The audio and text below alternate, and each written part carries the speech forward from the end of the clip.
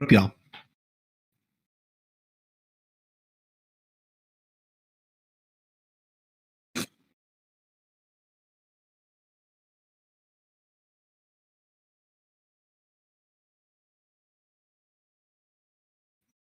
I don't know about accomplished, but I do enjoy baking.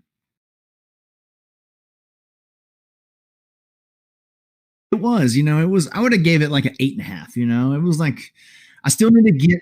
I want to get my chocolate cake where it's like super moist. Like it was close, but I'm still searching for that perfect. And plus, we just moved, so I wasn't really used to this oven. It cooked different. Anyway, it's a whole thing.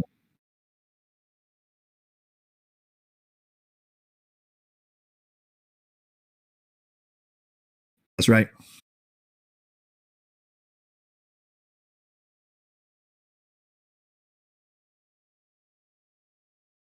Sure.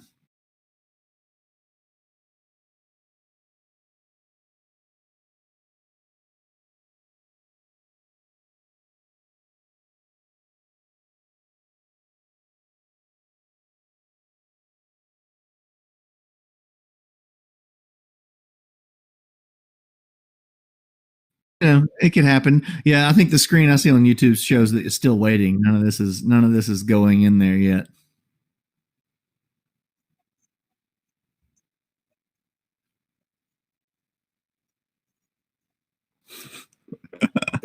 Oh, I here we are. I hear us now on this one. We did it live on this one. There's people in the other one waiting though. Anyway, we'll figure it out. Come over here. They'll say hi.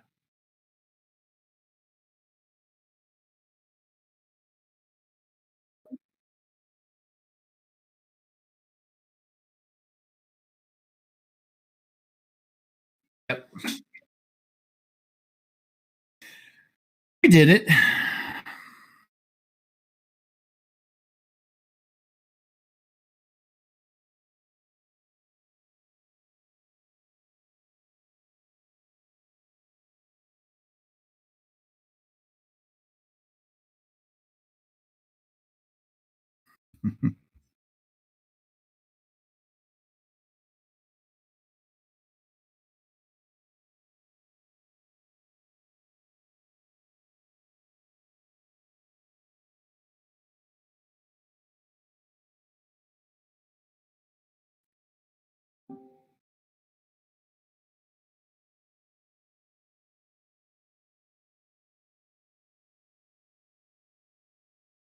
Okay. That's okay. I just wanted to say hi. Hi. Good luck.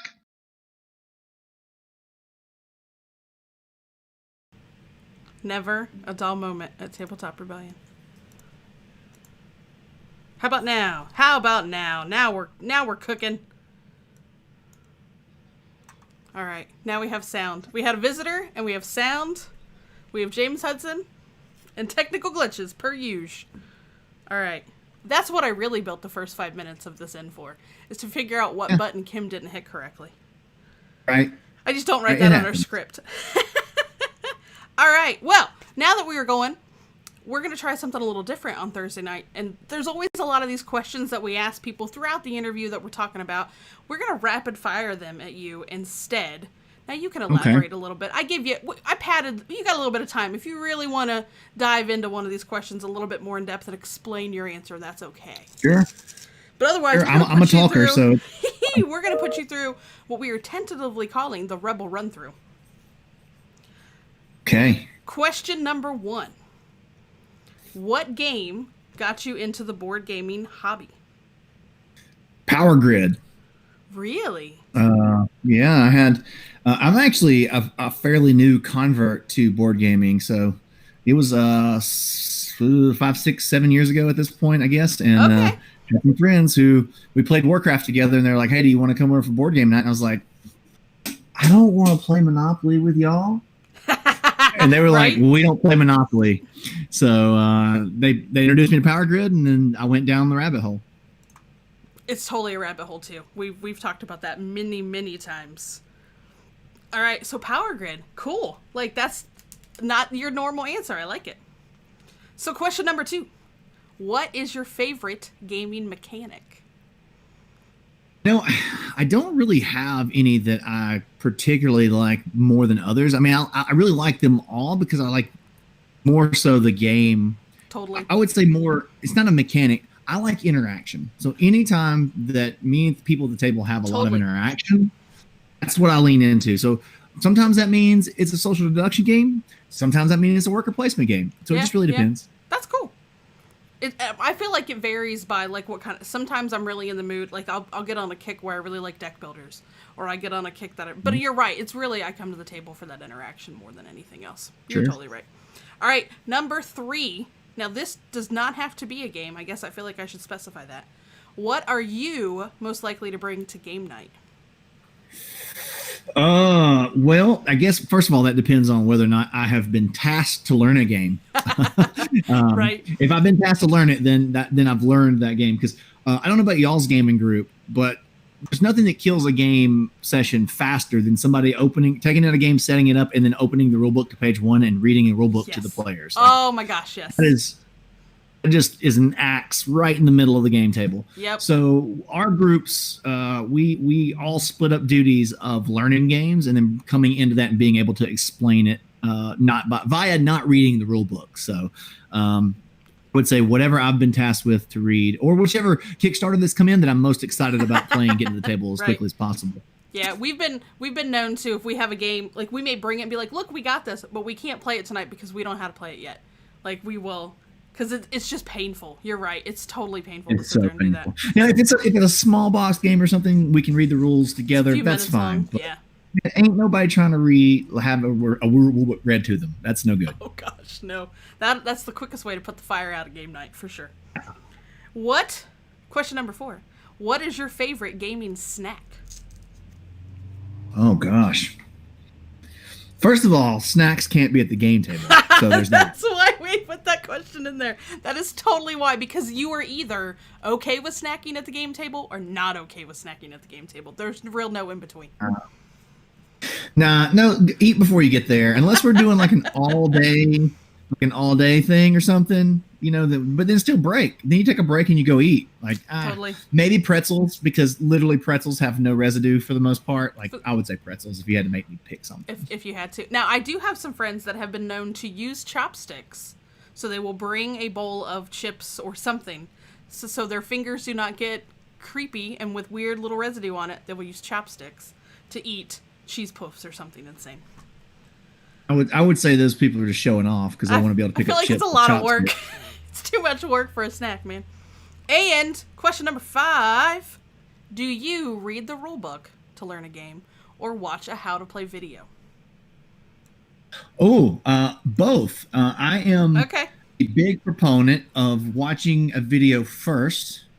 I like to get a general concept overview of a game, and then I like to dive into the rule book. I feel like having that little general concept or general idea of what the game's trying to do overall helps me understand the written rules better. Yep. And as we all know, if there is a Rodney Smith video, then it's easy. But sometimes you've got to really go down the list of like if a game isn't highly or covered really well, it may not have those videos. Yeah. So you've got to watch just whatever you can find and then dive into the rule book. But and then hope for it. Usually that's the way I approach it. Yeah. I feel like we do that too. Like we usually do kind of. Does Rodney have a video on this? As a content creator though, sometimes it's not out there yet and you're just going to have to figure it out. Yep. We've done that a couple times, like, shoot, this isn't out yet. Like, we are the how to play video. Oh, well. Cool. All right, well, you have passed the Rebel Run Through with flying colors, so we can proceed with everything else. Good answer there, for sure. For sure. So, this is the part, so my main question in this segment is, hey, James, what's new? And now you get to really just tell me what's new. You work in so many different things, and so I'm sure you have exciting things to share with us. I am kind of curious when you actually sleep, because you are a busy guy. I don't sleep that much. I like to be busy. That's part of this thing, right? Like I think once you find a job that doesn't feel like work, then you don't mind working a lot. Yep. And that was definitely, I came out of the corporate marketing world when I made Barnyard Roundup, and then when we launched Grim Forest is when I quit that career and then started Druid City Games. And so, nice. I don't know. Sleeping is fine, I guess. Overrated, for somebody. I make the joke, like I'll sleep when I'm dead. It's fine. I need productive time now. I actually recently gotten better at sleeping because I have found that when I deprive myself of sleep, my creative process suffers. And so to be a good creative, at least for me, I know that everybody has a different system. I'm learning to sometimes, you do wake up at 4 a.m. and get to work and you've got a good streak going. And then sometimes you just sleep till 9 and get your bank caught up. So, well, the quarantine also allows us to do that as well. I don't have to spend all that time driving. I'm saving 80 minutes a day from being able to work at home right now because my commute was 40 minutes either way. That has been really extra productive time. It's been awesome.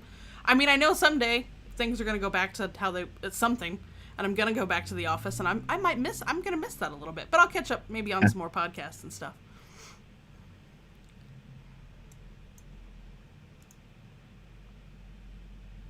Oh yeah, we're still talking about what's going on. Yeah, we've got. It feels like everything's going on because you have a lot. Schedule for this year just got. Yeah, it just got ransacked because of COVID, right? So when that started happening, obviously in the spring, we had things kind of planned out for the year, but then we were like, well, we don't know what this is going to do to everything, so just hold everything. But then now we're like, well, we still got to put these games out. We still need to make money so that we can continue being a company. That's how this works. Revenue comes in, right? Pays the people. Totally, yeah. Now we're like, everything's kind of squished together in the back half of the year. And Dark Harvest that just came out, that is a game that we partnered with Sideshow Collectibles on. Oh yeah. It's cool, $25. You can tell I'm Southern. $25. Anytime you say dollar, that's a very Southern word. It's a quick, 30, 40 minute strategic bidding game. Cool. That's got a dual bidding mechanic thing going on that's really, really neat. If you like Magic the Gathering, if anybody likes those high interaction, mess people up because you played this card that does this thing kind of situation, It's got a lot of that going on in it. Okay. Match the world. It's a gorgeous game for $25. So the biggest thing, the hardest part about trying to play it right now is it's a 3 to 6 player game. Yep. And quarantine makes that third player hard sometimes. So we totally get felt that. Yep, we have. It's primarily 2.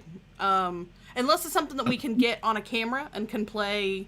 We've done some creative camera work trying to get a third person at the table to play a game a couple times through all this, but some games work and some games don't. Up next, we're in the process of packing up Tidal Blades at the factory and getting that out to backers, and then that'll have its retail release. Nice. Really, just insanely anticipation's at all-time high for not only backers but for us. I don't think backers really. I know maybe I'm just dealing in the comments most of the time, which is usually either just complaining people or whatever. But I don't think people really understand how much we want to get the game out as well. Oh, We want people to have the game, not just because it gets a check off our checklist. We're really excited for you to play this game. And I can't there's nothing better for a creator than the payoff. Oh, yeah. Seeing those years and years and thousands of hours of work on a project, finally getting somebody's hand and they go, really like this. You're like, yes. Yeah. Yes. That's got to be the greatest feeling. Now, I am curious, have you managed to get all of Tidal Blades in the box? Because I saw this picture you posted the other day of it kind of all over your office. Well, I have. I've got one that's actually still mostly in the box. It's actually still in the box. I love you guys. It's a little big. The best art. I love the art you guys put in your games. It's so great. That's a box, man. I like when things look good. Oh, it looks sharp. Yeah, it's. Hey, that's just mostly you carry it like a boombox. I love it. This one is closed. Yeah, you have to carry it like a 1980s boombox. What's up, y'all? I'm here for game night. I dig it. Y'all want to play something? That's awesome. I got a little something here. Oh God, it's heavy. I was like, you're gonna hurt yourself. That was a loud thud. I'm just impressed because I know that I saw you post that picture on social media, and I think a lot of us got a kick out of like, it's all over. I got to get it back all in the box. So. Yeah, it was. We've been testing. Is one of the things that caused the most recent delay was testing out the mailer boxes that the games are shipped in, and just making sure that those aren't going to have because I kept the box. It has like just a little crinkle on the corner, and for me, that's something I would never ask anybody to replace. I wouldn't care about that sort of thing. But those are the things like we actually can't replace those because we don't have extra box tops. That means we would have to cannibalize a whole game. Give somebody a new box top. Now, if your game box gets crushed, we're going to do it, right? But like, and plus shipping this stuff is really expensive. So, if we end up having to ship out like 100 box tops, that's thousands and thousands of dollars. So, I learned my lesson on Grim Forest. We can't replace every single tiny little blemish, but if your game gets, if they drop kick it down the alley before they leave it at your door, we'll take care of you. Nice. That sort of thing. Yeah. Grim Forest was my first that was the first, like I remember checking that one out at Origins and being blown away at that point, and it was still a prototype of just the components. Like those miniatures and stuff, we're suckers for cool stuff like that in a game. Sure. Where like instantly has our attention on the table. Me too, which is why that's what I make our games about. That's it's if you look at Wonderland's War, Valor and Villainy, Sorcerer City. Like Sorcerer City didn't have necessarily minis in it, but wanted to make those cool coins that we had a really neat idea about. I don't know if you've seen those, but the gears interlock. I love that. I just feel like if I'm going to spend an hour or 2 hours playing and looking at something, I want it to look as cool as possible. Now, obviously, we have limits. You can't go completely bonkers with. Yeah. Or otherwise, it'd be a $500 game. But I do have a game coming up, Bloodstone, that will be my most bonkers game that we've done production-wise. So cool. Really looking forward to that. Well, I mean, like with the record that you guys have, like I have no doubt that it's going to be outstanding. It's really just great title after great title that is coming from you guys. So we're excited every time I'm like, oh, James, okay, what's happening over there? Because it's probably going to be something that I'm going to want. Whether it's good, you hit all the great mechanics, you have all these wonderful pieces in a game, you make it gorgeous, and so yeah, I'm just going to set up an account and just send you money every month, and then you can we'll have a subscription service started. And we promise not to hopefully ever send you a game that you don't enjoy. If you want to make that arrangement, that's part of our pact, is right to make good games, and it hurts our soul when we see a bad review and we're just like, there's something about they didn't understand about the game, or maybe our rule book didn't convey something to them, or did they play it wrong? Because I don't want to say we don't make bad games, but we don't make bad games. Yeah. Well, and how much time do you guys normally spend playtesting something before you even put it out to Kickstarter or to publication? Yeah. It's a lot. Like, so we're going through that process right now with Wonderland's War, right? And so it's been in development since the end of the campaign, and we're just tweaking powers, right? Just tweaking powers, and then open beta will be coming probably 2 weeks. That's awesome. I'm super stoked. We'll yell out to backers and get them to come in. And what this part is also stress testing the rule book, right? It's like, so here's the rule book. Yeah. Read it. See if you have any questions. Did the rule book not cover something? Those little things are very important to make the finished product as polished as possible. And we have learned a lot, as far as, I've only been doing this 3 years. So as far as that's concerned, we're still infants when it comes to making games, and we're refining our process every project. Oh, sure. And if you've been playing a game forever, the rules and the actions make sense to you because you've done it for so long. So and I know that you guys have used playtesters and stuff, but it's nice to get it in somebody who's completely separate from all that and go, how do you understand it? Absolutely, because rule books are one of those things that we all process differently.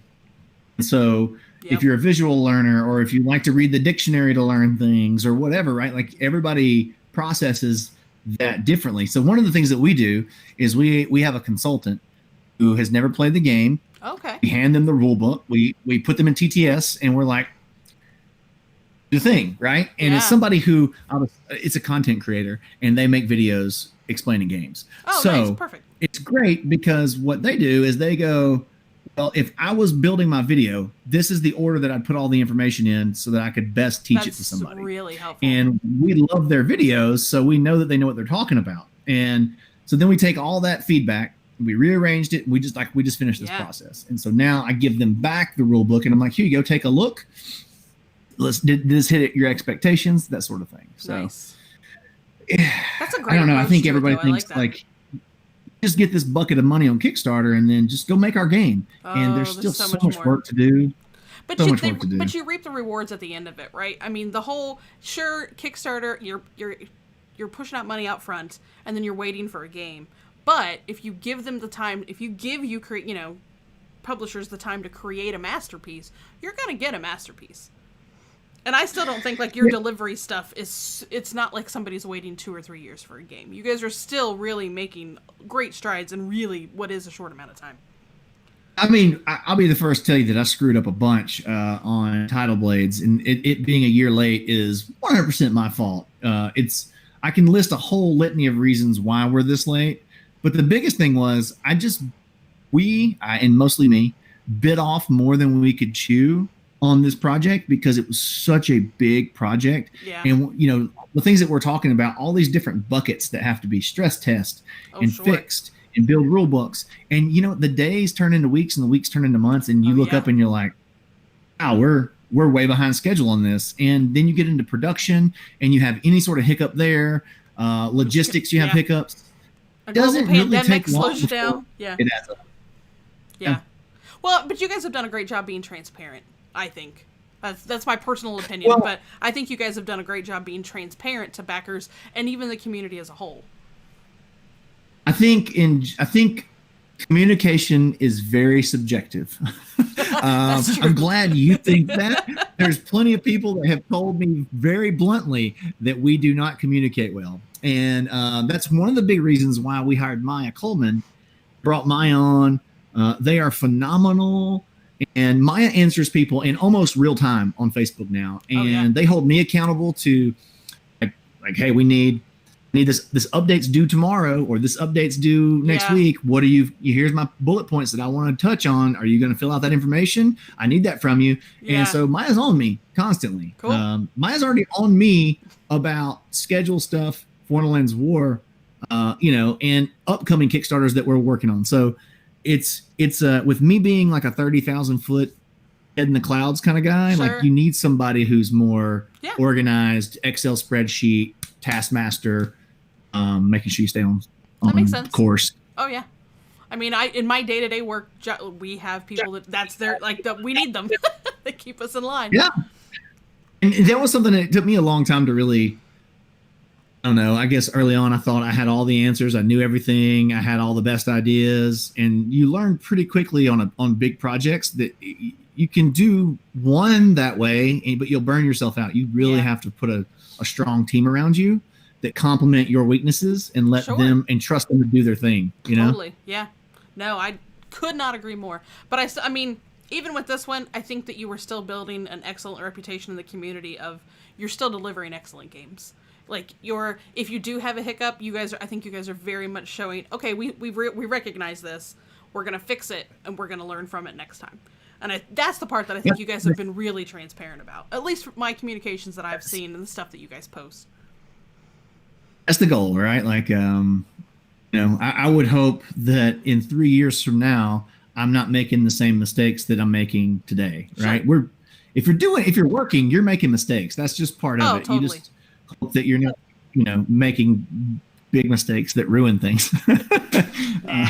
Nah. Yeah, I think you guys are totally. I'm not.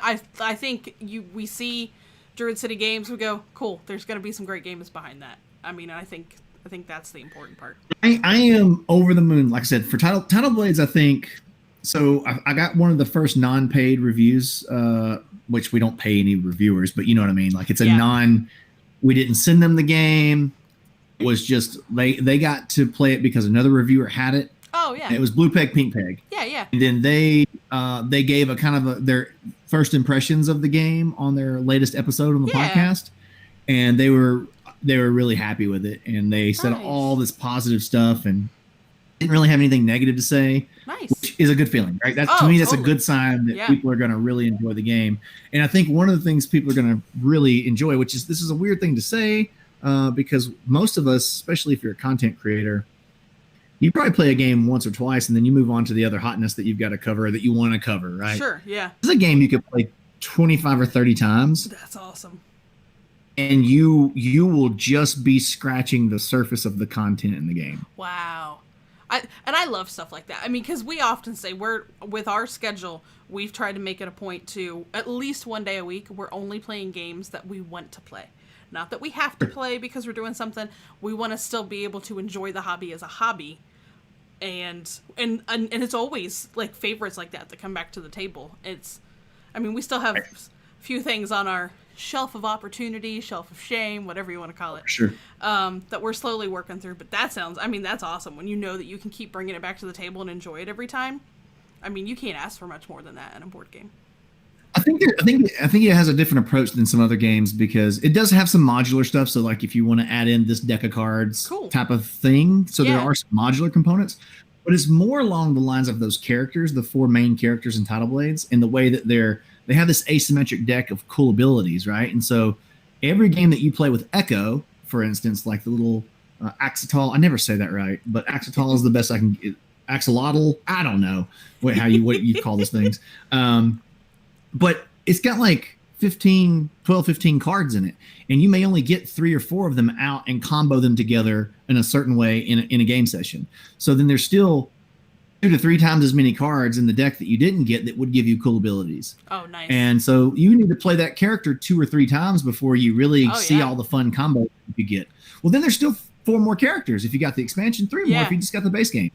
So you're looking at, 15 plays pretty easy before you're like, I've made a lot of combos with most of the characters. So I think we probably went overboard with art in the art book, and we just really wanted to build and establish a world that fans would enjoy, not just the gameplay, but like enjoy the world. And I think we've done it because we've got a lot of interest. I don't know if you saw at Gen Con, we announced the RPG with Monty Cook. So we're really excited about that. That will be to have a world where people can actually become a character and go play in the world of Nagiri, right? But then, early on, after we announced it, we had some interest in Hollywood for an animated series. Wow, we had a graphic novel proposal. Yeah. Like, I feel like it translates well to that. Even when you say that, you say that, I go, I could totally see that.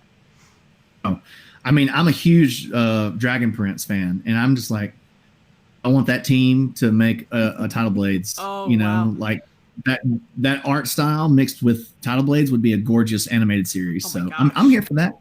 Yeah, I'm here for that. I think you could get some. There'd be several of us in line behind you too. I think.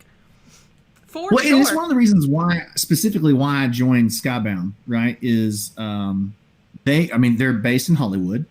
Our office is right in the middle of Hollywood, and we already have the divisions within the company that do film and TV, that do novels, that do comics, right? Do video games. Yeah. And so all I have to do is walk over to somebody else's office and like just sit down on their couch and go, hey, how are we going to make this an animated thing? Now, it's not that easy. They're not just like, well, here's what we got to do. Because they're doing all their projects, their pipelines. But in general, like normally you would have to go through this huge pitch process to even get conversation started about something like this. Whereas I can just walk across to Rick's office and knock on his door and say, hey, you got 10 minutes to let me ask you a question or two about the Tidal Blades thing. He's like, yeah. That's awesome. That's some great opportunities, though. Like, I'm excited to see. One of these days, we're going to see something else awesome out of that.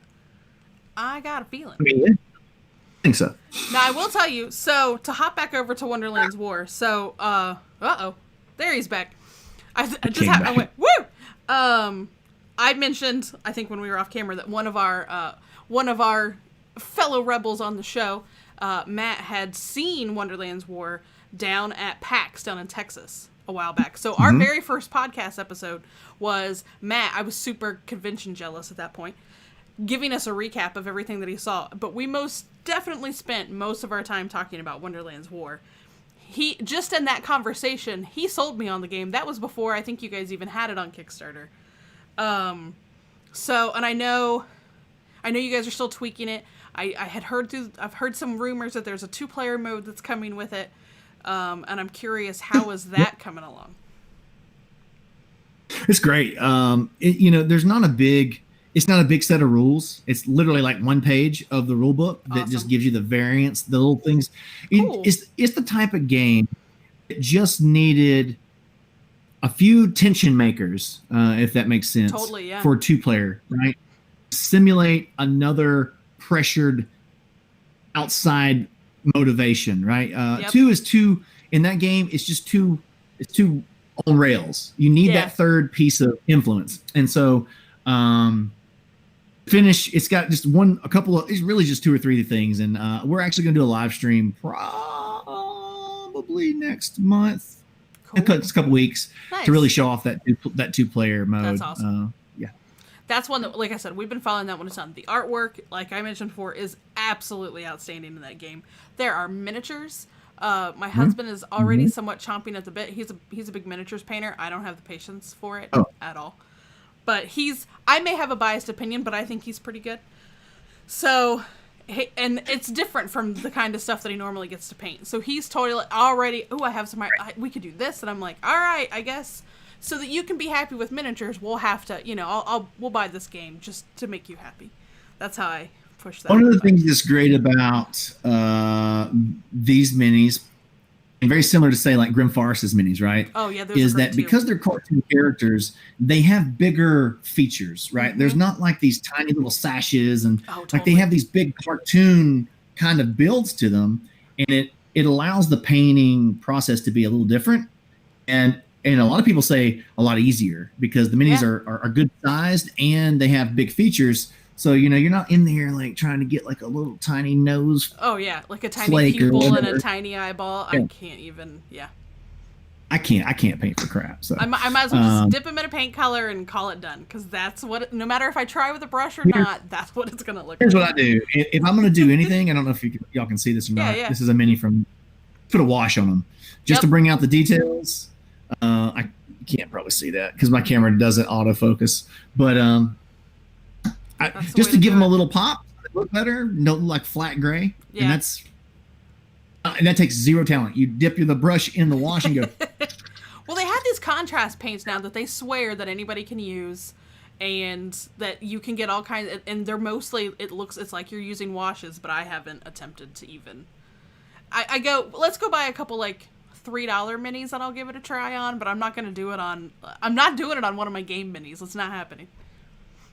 You can always prime it if you really screw it up. That's true. I'll be like, and that one's Kim. Like that's the one that one of our friends' kids painted. That's what we'll go with. It wasn't Kim. It was somebody's kid. For sure. So now that one. No, you go ahead. Go ahead. I was just going to say that's a big shift. The minis that we're making for, say, like Valor and Villainy, that is more like your D&D style mini, and then on top of that, like Bloodstone. Yeah. So we've got 2 Kickstarters that are coming. We've got a Pebble Rock delivery service that is, I kind of say it's going to be like a continuation of Grim Forest. Okay. They're totally separate in books. It's an aquatic world, and it's a pick-up and delivery game. And so one of the things I fell in love with when I was pitched this game from Tristan Maraslin is, there's not really a good family pick-up and delivery game that I know of. I mean, they're really heavy, or they're like super light, like card-type games. Yeah.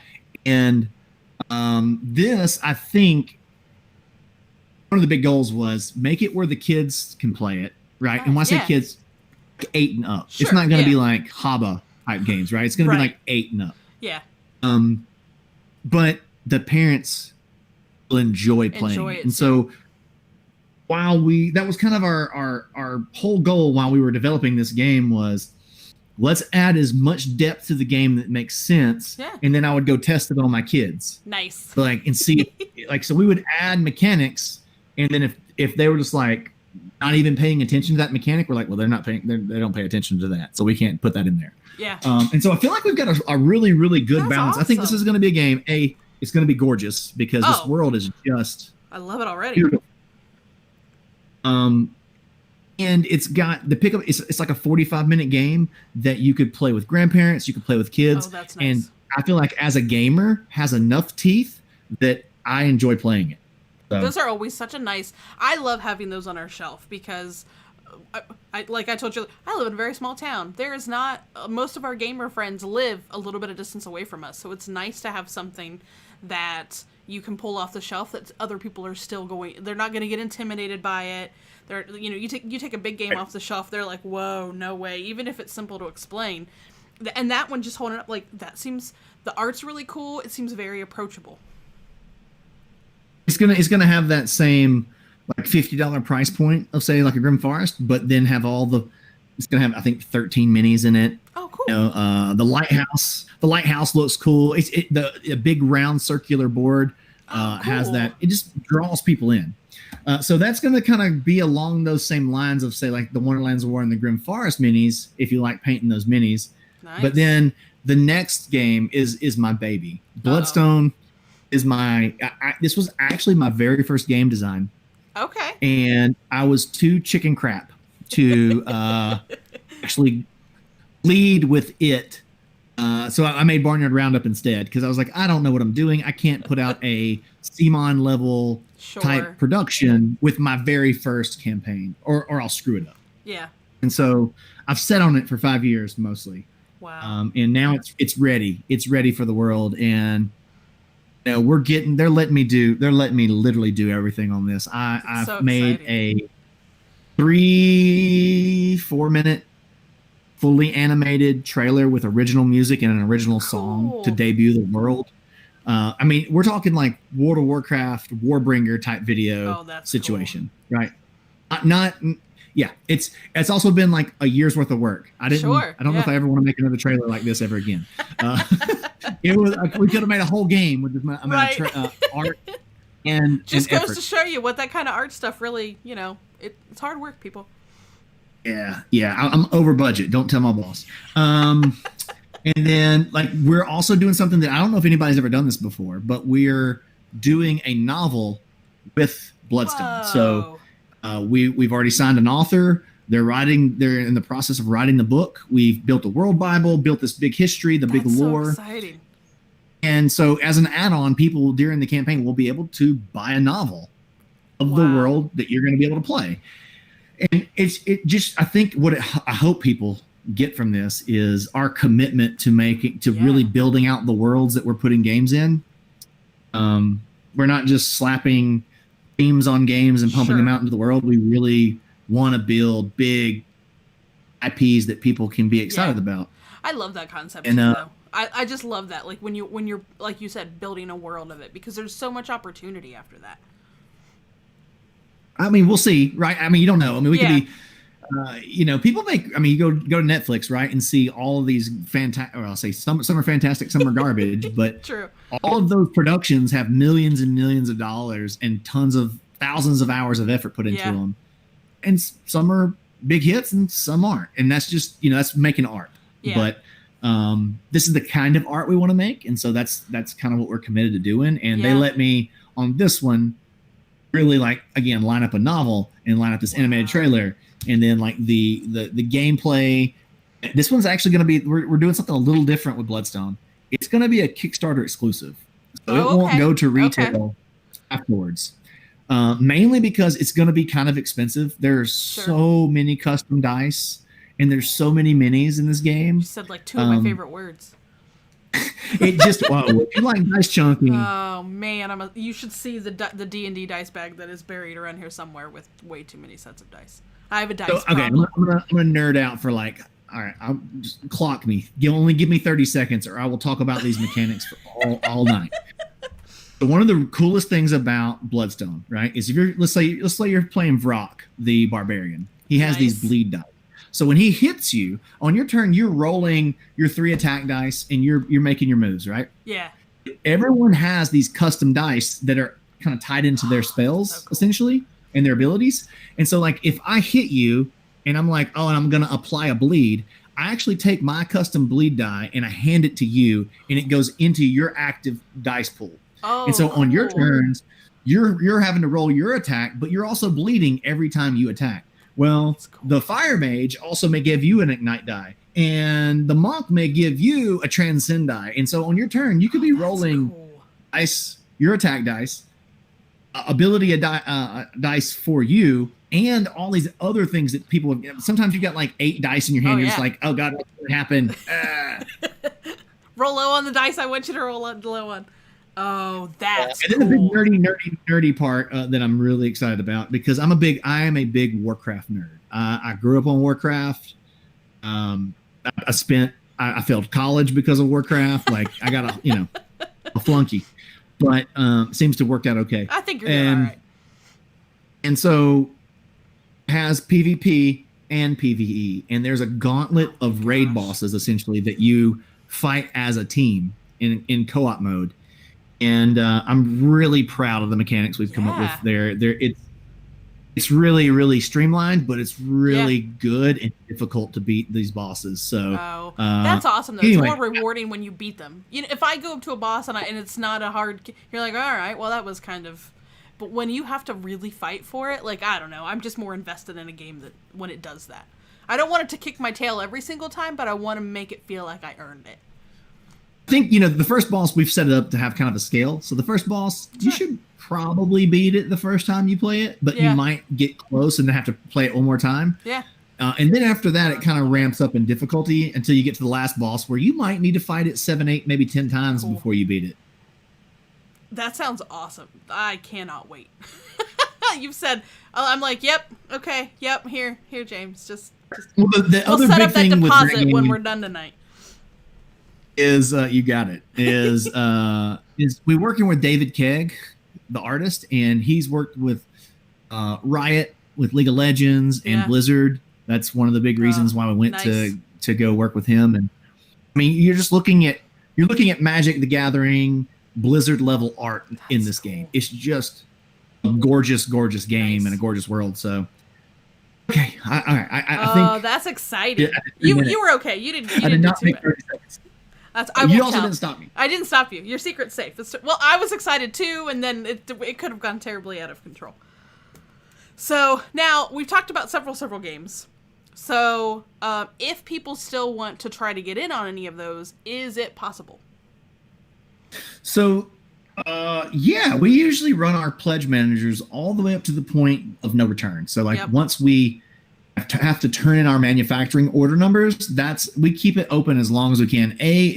One of two things. So if you're watching this, you don't know much about our campaigns, we always have a $1 pledge where you can come in and back the game later. So if you're financially strapped during the 24-day period that our campaigns are running, no big deal, drop $1. Back to 6 to 7 months later, it's still going to be open. That's awesome. Once it does close, though, we have to close it, right? And so Tidal Blades closed a while back. It's closed. Wonderland's War is open. Dawn Villainy actually just closed a couple weeks ago because we had to turn in that order. But yeah, so Wonderland's War is still open, so people can go hop on that if they feel like bag building. You should. Or as someone called it, Battle Quacks. If you like Battle Quacks. So Quacks of Quedlinburg with battling in it. Like that's... And like I said, area control. You guys have done some streams, so if somebody hasn't seen it, I know... Well, you did a Game the Game. You guys did an episode of that with it. We've been stalking you a little bit, James. At least you in that game. So we've watched a few things on that game. I know you guys did a Gen Con stream that was super fun to watch. And I know everybody was... Now, did you guys turn around and post those on your site? Because I know it was hard to catch everything at Gen Con because there was just so much happening. Yeah, there was a lot going on, yeah. It was here, there, and over there, and back there, and yeah. I don't even remember that week. I don't even remember it. It was a blur. Yeah. And for us, it was also the week before San Diego Comic-Con, and the week before that was our own personal Skybound Expo. Yeah. So we did 3 virtual cons in a row. I was just so glad to be done virtual conning. So you most of July just didn't exist for you then, and the beginning of August, it just wasn't a thing. Well, yeah. It's not that different than, say, if we would have been going to San Diego, going to Gen Con. So, it is what it is. You probably saved a little time. Probably got maybe a smidge more sleep because you at least were in your own bed instead of I got to be around the family a lot more too. That's cool. I'm sure they appreciated that too. So sweet. Now, do we know any times yet for the 2 upcoming Kickstarters that people should mark on their calendars? Sure. So we're looking at probably the 1st of October for that Pebble Rock. Cool. I love that. I'm a shield. That's totally. But that stinking box, I'm immediately like, ooh! As soon as I see the box, it's gorgeous. I am somebody who we'll do some streams on that leading up to it. Cool. We'll make sure to, if I see that, I will share it on our page too, so people can check that out. And then we'll be watching. We wanted to do. We'll be watching for your baby. Oh yeah. So I was going to say we wanted to do that by the end of the year, but I'm real scared about November with elections. Sure. And coronavirus. And who knows what the world's going to look like at that point. I think running a Kickstarter during that will be mentally stressing for me and the team. Totally. And then just finishing this one. Yep. So I think we're going to probably wait till like January, like mid-January with Bloodstone. Makes sense. So it's really not that far away if you think about it. No. We all keep, 2020 is almost over, right? Like. Unfortunately, I don't think coronavirus cares about what year it is or what day. I feel like for so long we went, if we can just get to the end, it's like it'll hit midnight and somebody will wave a magic wand and everything will be great again and we can have conventions and we can do all this stuff and I don't know if that's how that's going to work or not. I don't think this is I'm Nostradamus right now. I don't think we're going to have summer conventions next year either. I would not be surprised. I bet the first convention that might have a chance is Essen next year, and that's so you're talking about October. Yep. October of next year. Yep. Because think about it. I mean, once we get a vaccine circulating, it still has to have time to do its job and to go out and spread and how effective is it? So even though if we have one in the spring, it might be 3 or 4 months after that before people actually get it and it actually works. Who knows? Who knows? Blah, blah, blah, I know, like into the future, and ideas. Like I just want to pick up my game bag and go to my FLGS and meet some friends or go to somebody's house and like that's the part that I think we're missing. I'm very fortunate that I have a gaming partner here at home that I can game with anytime that I want. And that so many publishers are making stuff available on things like TTS and Tabletop Simulator, so that has helped. It's not the same experience. I will be the first one to be like, nope, it's not. But it at least wets the whistle. If you don't know what that term is, look it up. But we're going back right now and adding all of our catalog to TTS, and so we're kind of gearing ourselves up to be like, hey, we want to play our games so people can see them. Like I did a post this week and took a picture behind me on top of my shelf as all of the games that we've made. It really opened my eyes to people. I was like, hey, which one of our games is your favorite? And there were so many people that posted like, I've only played one of these. And I'm like, what? You gotta play the rest of these, even if you don't own it. I hope you would find somebody who has it and get it played just to see, if you like it or not. There's a lot of hours and heart and passion that went into these games. So I really hope people, even if you don't buy them, you get a chance to play them and try them out. Yeah, that's like, we have some friends that we sort of share a library with. So, you have it, so I don't. So we'll trade it back and forth. Yep. And I've not got to check things out from my friend's library near as much lately, and vice versa. So I'm like, hey, we need to figure, even if it's a drop and go, man, we got to figure out how to borrow from each other's libraries a little bit. For sure. Well, sweet. Well, I know we're coming up on the top of the hour, so I want to make sure.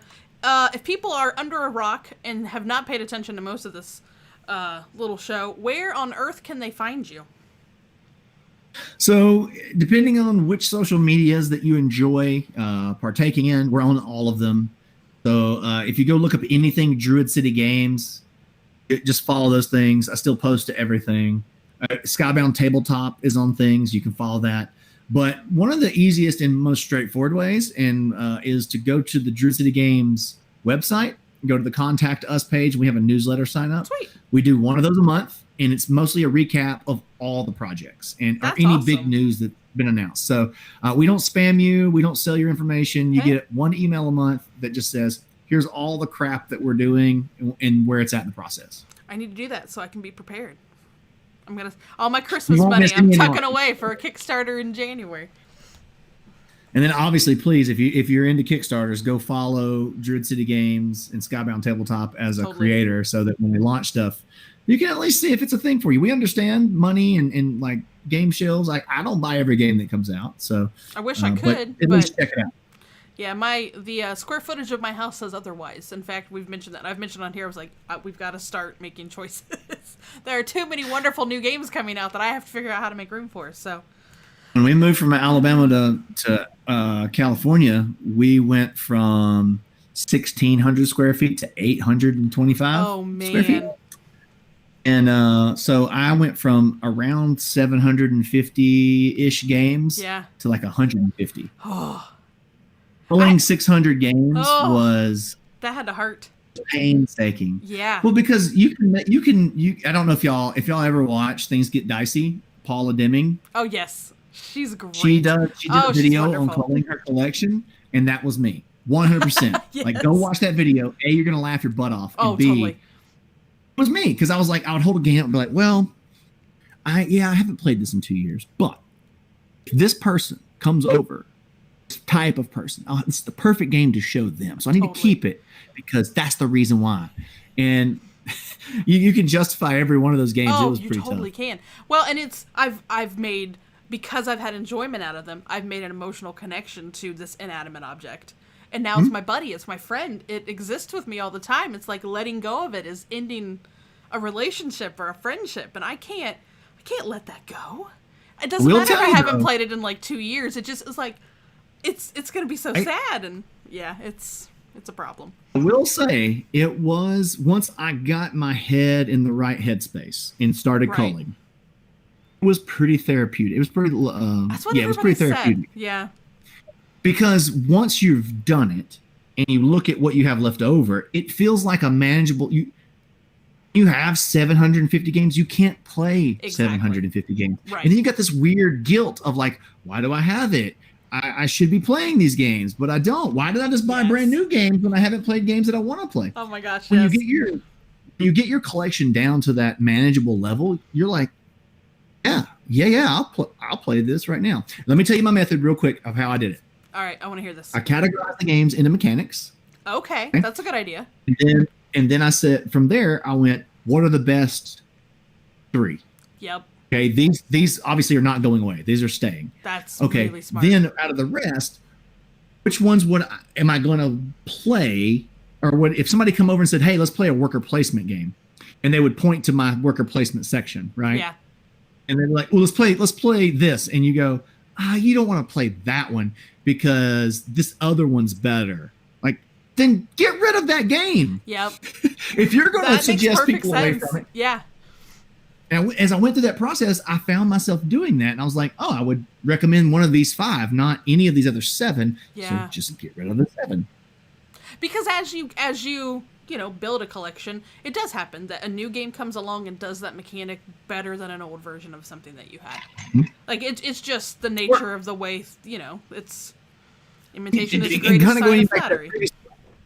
There might be like a mechanic that one game does better, but there might be a way that a mechanic plays interaction-wise that I got somebody here who loves Sudoku. So I'm going to get them I'm going to go get Role Player down because it's a really nice implementation of that. But you might have somebody else who's just likes party games. You're like, okay, well, I'm still going to show them Baron Park because it's Tetris. It's not a party game, but at least I can, you find the shades of what they might like and then try to show them other things. So totally. I still believe in all that stuff and why you want to hold on to it. It's tough. I still got a whole shelf here that's on my, it needs to go because I'm not playing it. And I just stare at it longingly.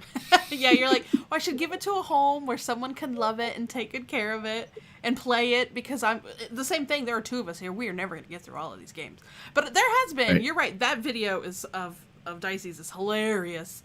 But I've actually seen a lot of content creators recently talking about the subject. And it seems like we're all in a place where we feel the need to have to call our collections here lately. So, and we've recently considered, what if we move? Well, that'll be the time that we have to do it because it doesn't make sense to pack them, move them, and then move them somewhere else again. So, someday, So I just keep making sure I'm a little too busy to get it done, but right. You're like, oh, maybe understandable. Maybe next weekend. Oh, there's some online streaming I'm gonna watch this weekend. Maybe next weekend. So, well, awesome. Well, James, this has been an absolute blast. Even Muffler Guy going by salutes you. So, we get those every few streams. That's the joys of living in a nice small rural town. But sure. Please keep us posted on all these new. We'll try to share all the new exciting stuff we see you guys share. Be sure you're going out there and you were following Druid City Games for sure. I see James pop up a lot in the Board Game Spotlight group, so I'm sure you can find him there if you can't find him anywhere else. I know he hangs out in there. So absolutely. And so thank you guys. James, thank you. This has been a blast. Like, you're one of those really awesome icons sort of within the board game industry and such a great ambassador for everything. So it's really nice to have an opportunity, since I didn't get to see you at a convention, to chat with you here, at least tonight. So this has been a ton of fun for me. Thank you very, very much. Thanks for having me. I really appreciate it. Thanks. All right, guys. That'll wrap it up for this week. Make sure you tune in this coming Tuesday. We're going to have Patrick Wall for Funky Fruit. So we're going to have another demo on Tabletop Simulator. And then next Thursday, we are hanging out with Lance from Gray Fox Games, and he's going to show us Arcana Rising on TTS. I'm pretty excited to hang out with him. Good. Yeah, that game looks super cool. Like I need help finding new games, right? But yeah, this is one definitely worth checking out. So until then, we'll see you guys in a week or so. Rise up, roll some dice, play some games.